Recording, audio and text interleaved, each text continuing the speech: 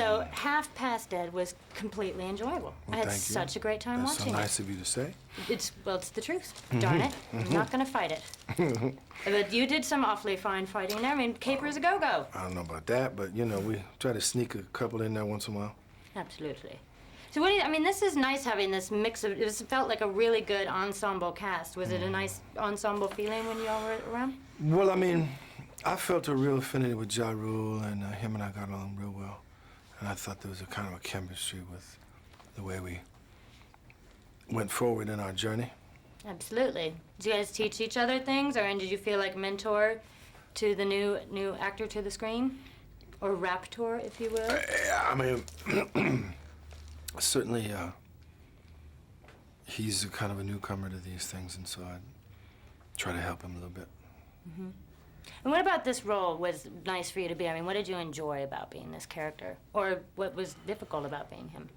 I mean, for me, the fascinating thing was starting out and dying and having to sort of come back someone who didn't really want to be alive, and trying to find that glimmer of hope that would allow you to, you know, sort of come back to life and experience real redemption rather than somebody just sort of aimlessly walking down a path without knowing why you're there. Mm-hmm. Would you mind repeating that answer in Japanese? まあ何より、一回死んでからそういうわけでその道に進むと一回起き上がったらその前のことを忘れて、これから自分はなぜを生きてるっていうことを分かりながら向かって生きたかったと思うんですね。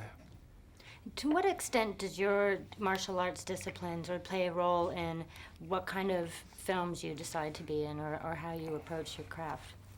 Well, almost nothing, because, you know, to me the story really never has anything to do with, or almost never has anything to do with the kind of martial arts you do or the kind of action you do. The story has to be the story that really is about, you know, what it is, and the action that may come to pass should always kind of grow out of that organically. The story has to come first. And what was it about this particular film that grabbed you, that you said, you know what, I must produce this one, this is for me? Well, as I said, you know, this character kind of was interesting for me in the sense that he has a sort of sensitivity and vulnerability that I thought was more along the lines of, you know, where I wanted to go in terms of direction. And I also thought that having somebody who sort of dies and comes back to life but doesn't really want to be alive was a kind of an interesting beginning, you know. So in dying, you find life. Well, that is the way the universe works, you know. I hope not yet. I guess I have a way to go before I find out the cycle. But what would you say, like, if, say, I don't know, do you see this as an evolution of you as an actor? This is sort of a start of a new movement for you, or? I mean, I don't know that I would be so bold as to say that. I just think that every movie we do, we try to do something different. Every time we do action, we try to make it a little bit different. And in doing so, once in a while, we get lucky and hit something that resonates with the people, you know. As an old blues master once said to me, even an old blind rooster hits a piece of corn once in a while. Would you mind repeating that in Japanese? Are you serious? Yes, please. まあ何よりその古い黒人のことわざは一人は時々、食べながらそうめくるでありながらも時々物当たる場合もあるんですね。どうもありがとうございます。とんでもございません。Take care. But you certainly had high energy for Half Past Dead. Oh, yeah. Oh, yes. Capers a go-go. Yeah, had to get it up, had to get the energy up for Half Past Dead. Definitely. What would you say, like, if there was a highlight moment in making this film, where you're just like, life could not be finer? Probably just the whole experience of it all, being out there in Berlin, you know, just roughing it, so to speak, you know, having to live differently, you know, for the sake of your work, your craft. A little schnitzel on the side. Yeah. A little kick-ass during the day. Yeah, it was kind of crazy. Sauerkraut. It was kind of crazy. I really survived on peanut butter and jelly. You know, I didn't eat too much over there. So that's how you got your energy? Peanut butter and PB and J. What That's kind of right. J? I think it was grape. I was all kinds. I was eating strawberry, grape, whatever they had. You sure mix it up. Yeah. No, What about all the fighting scenes? Those looked so fun. I mean, were there moments where you're just like, this rocks? yeah, the fighting scenes were good. You know, no house wouldn't come out like that, so you see it all cut together. But you know, we had fun shooting them. Just the choreography of it all, and it was great. Well, what about this film made you say yes? I mean, surely you must get a fair few offers of movies. And what about this one sang to you and said, come to me? I mean, the role was intriguing for me. You know, it gave me a chance to play that character that's sort of like me, but not quite like me. You know, and really kind of show a little bit of my acting skills. Don't let me keep you up for a minute. So that's why I really chose this role. Just variations on a jaw rule theme. Yeah, well, those variations, little twists and spins on there. Yeah. And you get to teach Steven Seagal how to speak street. All right.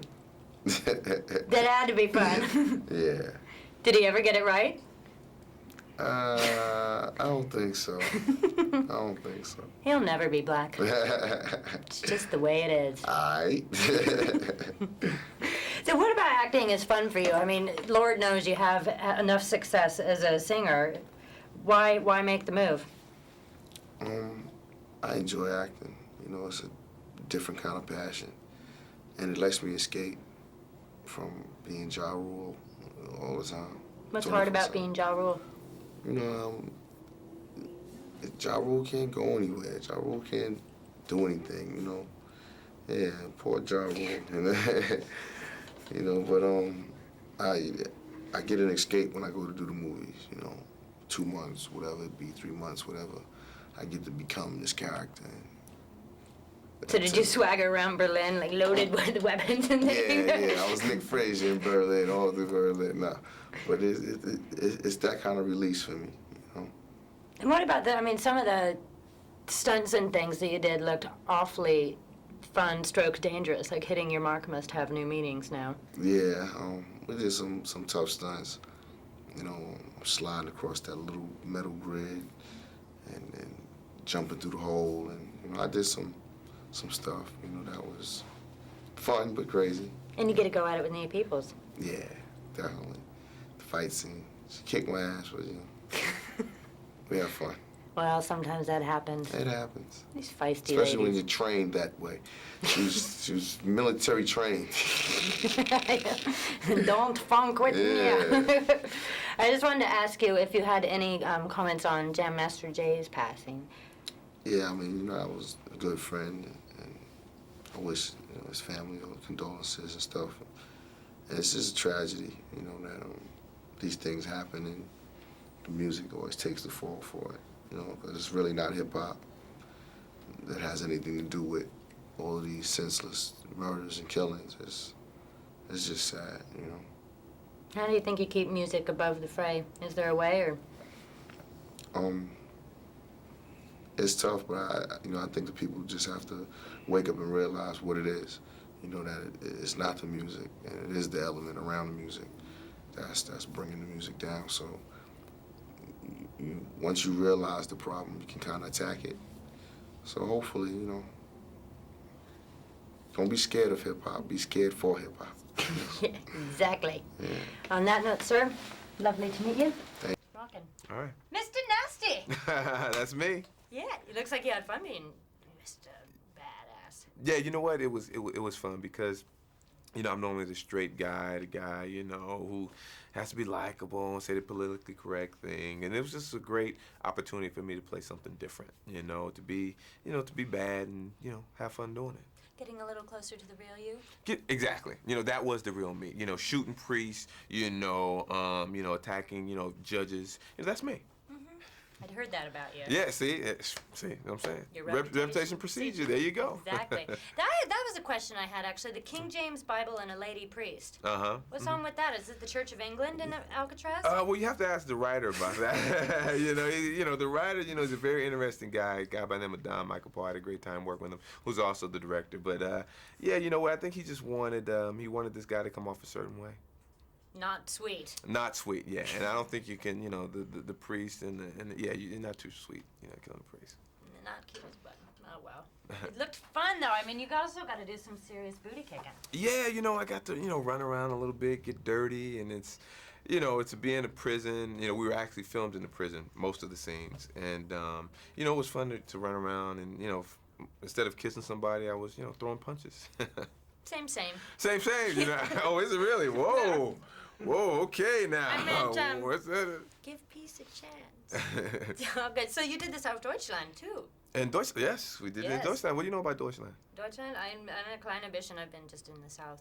Oh, okay. Not up in Berlin. You never been to Berlin? Okay. No. How was that, just being there? I mean, you had language barrier things? What was going on? Yeah, you know what? It was interesting because, I left like 3 weeks after September 11th to go out there. And I'd never been to, Germany before, and I didn't speak the language. And to, with the whole climate of our country, being America, and to go into a different country and to be, in a room with hundreds of people who you have no idea what they're saying. It's kind of scary. And then when it came down that, some of the financing of some of the terrorists came from someone in Germany. It was that whole type of thing at the time. But, I made it back and I kissed the ground when I got here. So hey, can't complain. Rock on. There you go. Very good. Thank you. So there must have been some fun moments in filming, like when you got to wear your cool coat that swooped everywhere and you walk around with your weapons. I mean, were there moments where you just thought, my life is divine? No, that coat, man, got on my nerves. I mean, we had 3 of those coats, and one was the perfect one that I did all the scenes where I'm just talking, and the other 2 were just the ones that got beat up all the time from running and